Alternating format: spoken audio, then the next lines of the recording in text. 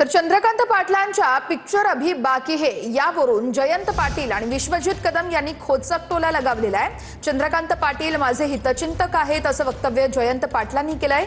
तर चंद्रकांत पाटील हे सर्वांचे हितचिंतक असून त्यांच्यावरती काही बोलणार नाही असं वक्तव्य विश्वजित कदम यांनी केलं होतं। सांगली जिल्हा परिषदेच्या सभापती निवडीच्या पार्श्वभूमीवरती चंद्रकांत पाटील यांनी हे वक्तव्य केलं होतं।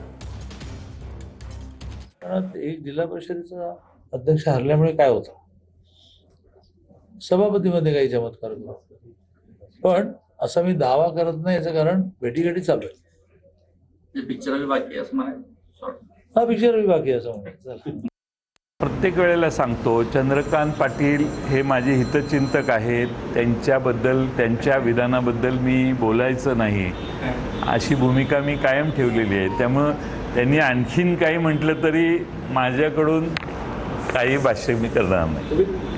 म्हणून आता आदरणीय जयंतराव पाटील साहेबांनी सांगितलं की चंद्रकांत दादा जसं जयंतराव पाटील साहेबांचे हितचिंतक आहेत तसे ते सांगली जिल्ह्यातल्या आम्हा सर्वांचेच हितचिंतक आहेत। म्हणून मी एवढंच म्हणेल, ते राज्याचे ज्येष्ठ नेते आहेत, त्यांच्या बाबतीत आम्हाला काही बोलणं योग्य वाटत नाही। परंतु मला एवढंच सांगायचं आहे की 37 हा आकडा हा स्पष्ट दिसून येतो।